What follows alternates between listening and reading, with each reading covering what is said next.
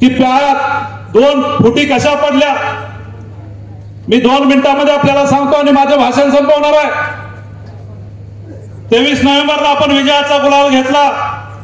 25 नोव्हेंबरला इथल्या विद्यमानाने स्वर्गीय यशवंतराव चव्हाण साहेबांच्या समाधी स्थळावर सांगितलं की आम्ही इलेक्शन घेऊ, लढू, सह्याद्री सहकारी साखर कारखाना लढू। परंतु 25 नोव्हेंबर नंतर त्यांना जाग आली ती 24 फेब्रुवारीला।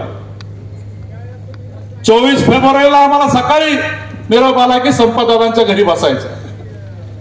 संपतदादांच्या घरी बसलो। दादांनी सांगितलं तसं 15 मिनिटांमध्ये त्यांनी स्क्रिप्ट तयार करून आणली होती। यांच्याच मनाचं बोलतायत, आम्ही काही बोललो नाही। आम्हाला वाटलं आजचं झालं पण उद्या परवा काहीतरी सांगतील। परंतु मी त्यावेळेला महेश बाबांना मेसेज केलेला आहे मोबाईल मध्ये 24 फेब्रुवारीचा आहे की तुम्ही तुमच्या मनानेच चाललंय, आम्हाला नुसतं वापरून घेताय का? हा मेसेजचा पुरावा माझ्यापाशी आहे। मित्र, 24 फेब्रुवारीला आमचा काहीच निर्णय झाला नाही। 25 फेब्रुवारीला मी मुंबईला गेलो। मुंबईमध्ये आदरणीय बाळासाहेब फुले साहेबांच्या तिथं मी होतो। इथले विद्यमान इथल्या आमच्याच जवळच्याला एकाला घेऊन प्रवेशासाठी आले।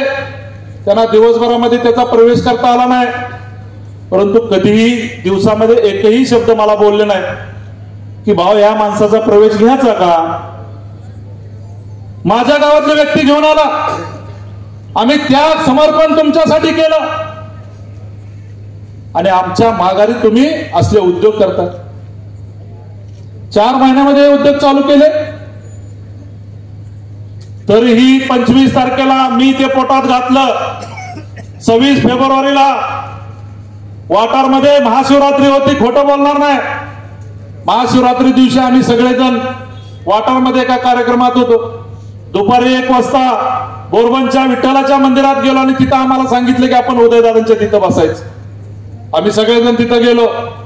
उदयदादांनी सुद्धा मान्य केलं की तुमचं एकाच एक झालं तरच मी येणार आहे। परंतु उदयदादांनी तो शब्द पाळला नाही। 29 तारखेला यांच्या मनाचीच सभा तिथं घेतली। आम्हा कुणालाही निरोप आलेला नाही। परवाच्या कार्यक्रमात काहीतरी म्हणले बेंगलोरवरनं कलकत्त्याला जावा। परंतु जर तुमच्याकडे जर पुरावा असेल तर तुम्ही मला फोन केलेला तुमचा एक माणूस किंवा तुम्ही असाल तर तुम्ही सभासदांच्या समोर मांडा। तुम्ही स्वतःच बैठका घेताय, स्वतःच सभा घेताय, मला निरोप नाही, धैर्यशील दादाला निरोप नाही आणि सांगताय हे बैठकीतनं उठून जात आहे। मी हे झालं तरी सुद्धा 26 फेब्रुवारीला उदयदादांच्या तिथं बैठकीला गेलो। परंतु तुम्हालाच हे नको होते। का नको होते? तुम्हाला 2029चं डोहाळ लागले। 2026ला नवीन मतदारसंघ होणार आहे। 2026ला कराडचा वेगळा मतदारसंघ होणार आहे। तुम्हाला जागा कुठं आहे म्हणून आमचे पाय छटाई चालू केले। परंतु कराड उत्तरची स्वाभिमानी जनता तुम्हाला माफ नाही करणार।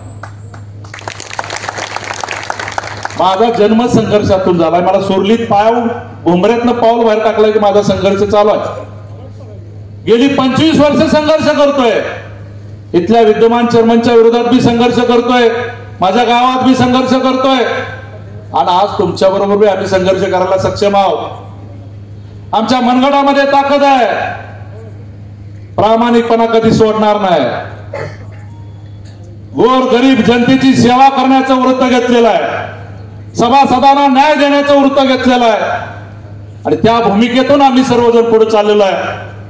मी सगळ्यांना विनंती करेन पुढच्या सभेमध्ये आपण विस्तृतपणे बोलू। आज